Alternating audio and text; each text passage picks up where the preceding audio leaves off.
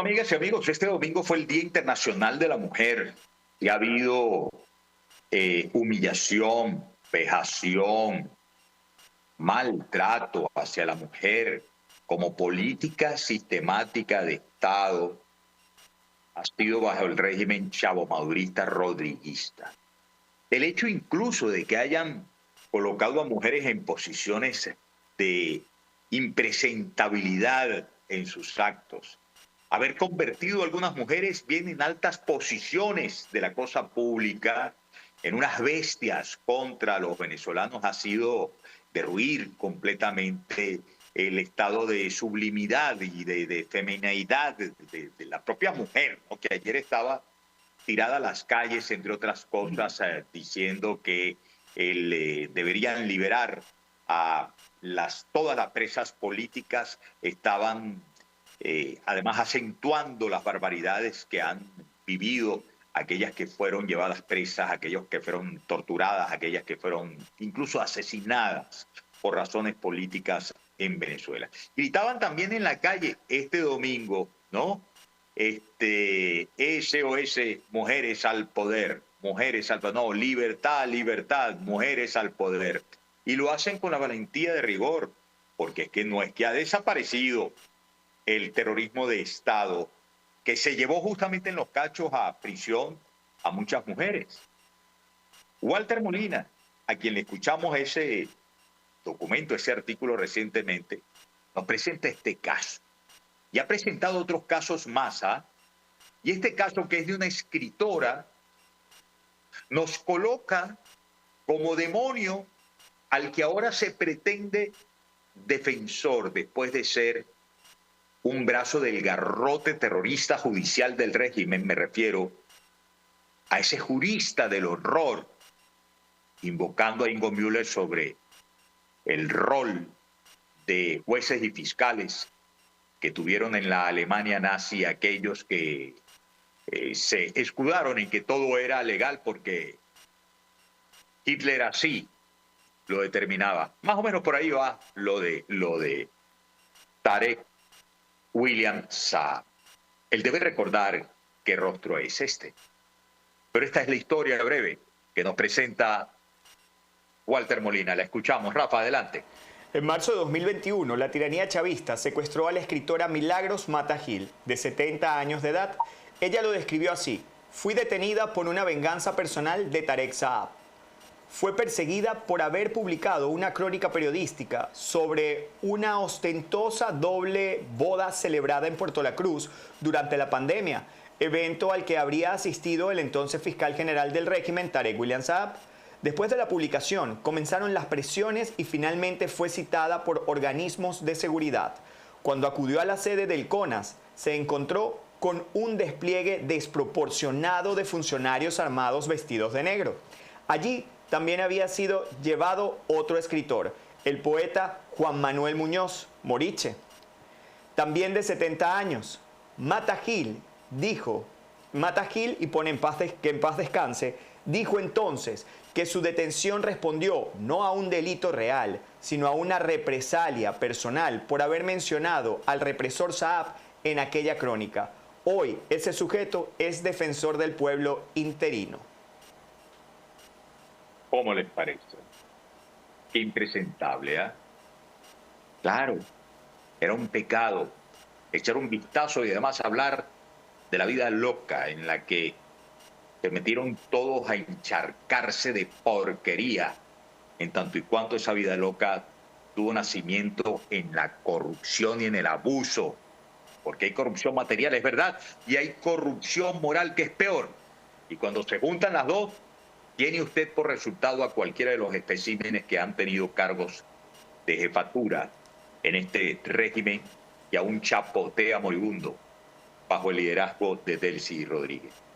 Miren ustedes lo que ha ocurrido con esta nueva manera, bueno, no tan nueva, pero últimamente muy acentuadita manera de robar las propiedades de los adversarios políticos con odio de por medio, en tiempos en los que se supone no debería privar el odio.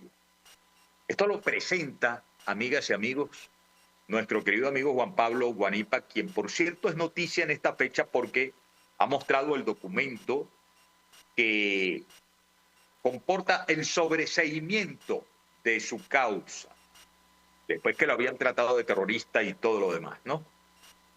Bien, y Dania Chirinos, nuestra colega periodista, habla de un Delcy Style. ¿Puedes, por favor, leer cómo habla María Corina Machado de lo publicado por Juan Pablo?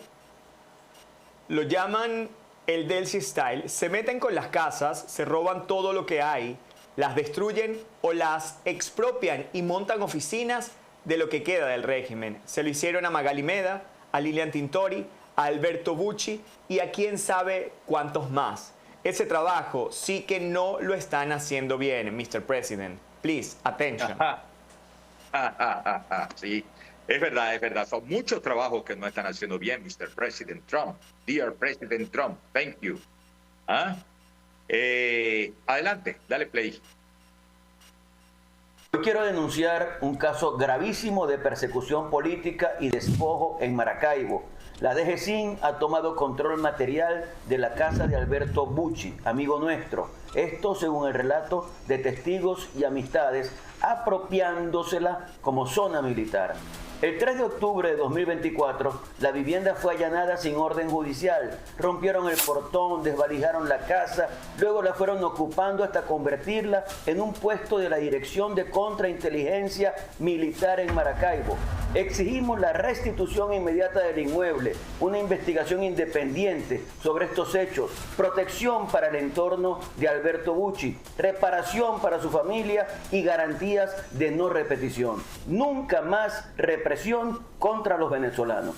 Hoy quiero denunciar un caso gravísimo. Y este es un tema, dicho sea de paso, frente al cual nosotros no podemos perder monitoreo, atención, porque en estos últimos días ha sido la asistente personal de María Corina Machado, ¿no? La jefa del Comando Venezuela, del Comando de 20, ¿no? Óiganme ustedes. Magali Meda. La mamá de Magali Meda, Lilian Tintori y Leopoldo López.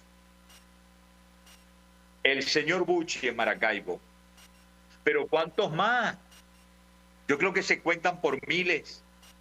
Acabamos de pasar por la cosa cínica de que le dijera al periodista Luis de la Barrieta, Jorge Rodríguez, en una entrevista que le concedió, que él siempre pensó que era un error, que él no estuvo de acuerdo con que hayan robado Agropatria fue lo que, Agroisleña. Y ellos luego montaron Agropatria, luego los productores decían Agronada es lo que hay. ¿Y por qué yo digo que es una cosa cínica? Porque por esos mismos días le preguntaron al profesor Héctor Navarro, exministro de Educación chavista, y él dijo, yo nunca vi en un Consejo de Ministros que Jorge Rodríguez estuviera en desacuerdo con algo así. Bueno, mentiroso, cruel. La tierra de José Brito, quien murió en protesta por el desfalco que le hicieron. José Brito no, Franklin Brito. Gracias, aquí está mi papá que me está soplando. Franklin Brito.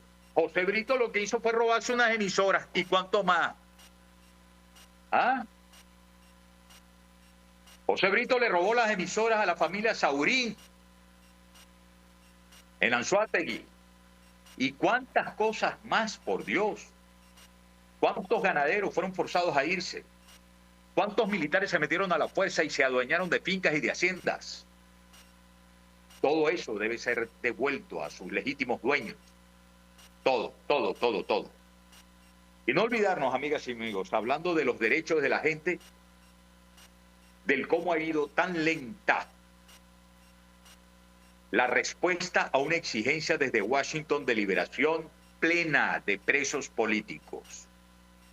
Y en el marco de esto, Nickmer Evans, quien ha estado 2 veces preso político, Nickmer Evans, quien viene de la izquierda y recordó venir de la izquierda para que, sin titubeo, escuchar a la comunidad nacional y la comunidad internacional que él agradecía al presidente Donald Trump por su determinación de intervenir en Venezuela, porque si no, no hubiera tenido la posibilidad él, que por segunda vez era preso político, de estarse comunicando en relativa libertad con los demás.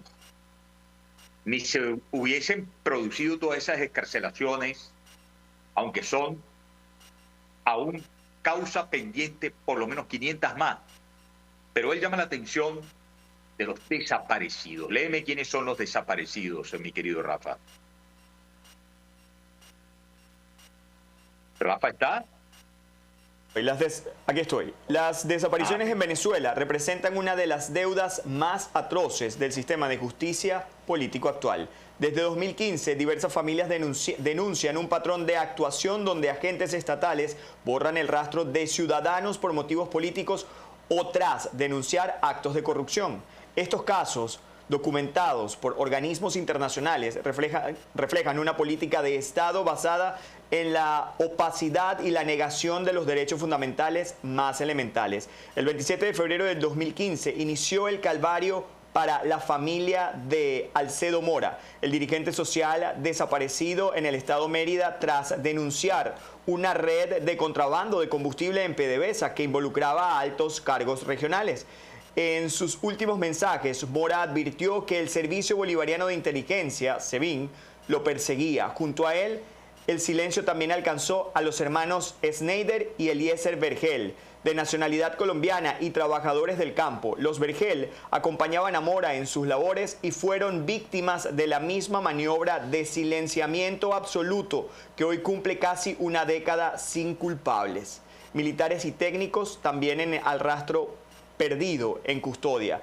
El patrón de desaparecidos no distingue entre civiles y uniformados. El caso de Hugo Marino Salas, desaparecido el 20 de abril de 2019, es emblemático. Marino, un experto en búsquedas aéreas que regresaba desde Miami, terminó bajo custodia de la Dirección General de Contrainteligencia Militar, el DGCIN.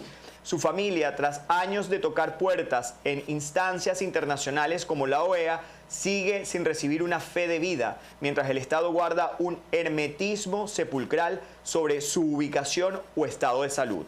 A esta lista de uniformados se suma el teniente coronel Juan Antonio Hurtado Campos. Hurtado desapareció en septiembre de 2018. Según denuncias de sus allegados y organizaciones de derechos humanos, el militar fue interceptado por agentes de inteligencia. A pesar de su rango y trayectoria, el sistema judicial no ofrece información sobre su paradero ni las razones de su detención, convirtiendo su caso en otra cifra de la puerta giratoria de la represión militar interna. Casos que desafían la impunidad institucional, pues la incertidumbre también rodea a Víctor Quero y Jorge Guarenas, que Quero desapareció en 2024 en el marco de su detención y posterior traslado desde centros penitenciarios sin que su madre de avanzada edad reciba respuestas sobre su integridad. Por otro lado, el caso de Jorge Guarenas, también desaparecido en 24, destaca por la falta de transparencia tras su arresto por parte de cuerpos de seguridad. En ambos casos, las familias agotan las vías legales sin que el Ministerio Público active protocolos de búsqueda efectivos. Pues el politólogo Nickbert Evans ha denunciado con contundencia que estos ciudadanos son los desaparecidos del madurismo. Evans subraya que la actual ley de amnistía no ampara a quienes ejecutan estos delitos de lesa humanidad. La obligación del Estado es dar respuesta inmediata y castigar a los responsables materiales e intelectuales, pues la desaparición forzada es un crimen que no prescribe mientras la víctima no aparezca. Continúa mucho más. ¿Cómo le sacaba la piedra a William Schaaf que le dijeran que se producían desapariciones forzadas en Venezuela? Porque consciente como está de que es un crimen de lesa humanidad, que no prescribe, sabe lo untado que está, hasta la coronilla, ni siquiera hasta el cuello, hasta la coronilla, ahogado en esa porquería de proceder. Llegamos al final, que haya consuelo, que haya claridad para los familiares de los desaparecidos, que son muchos más, según entiendo. Muchas gracias por haber estado con nosotros, muchachos ahí, Jesús, Dani, Rafa, gracias por el soporte, gracias por la comprensión para todos. Digo yo desde puesto remoto en Orlando, Florida, compartiendo con ustedes en la entrevista. Caminando, hasta la próxima, Fernando, Dios me los bendiga a todos, nos encontramos mañana, pásenla bien. Chao. Este programa fue presentado por Easy Car. Entras caminando y sales manejando. Montano Miranda Law. Abogados de inmigración con más de 16 años de experiencia. Construye un futuro seguro y legal para ti y para tu familia en Estados Unidos. My Braces, mi centro de salud bucal en Hialeah. EBTV Store, la tienda virtual de EBTV para ti.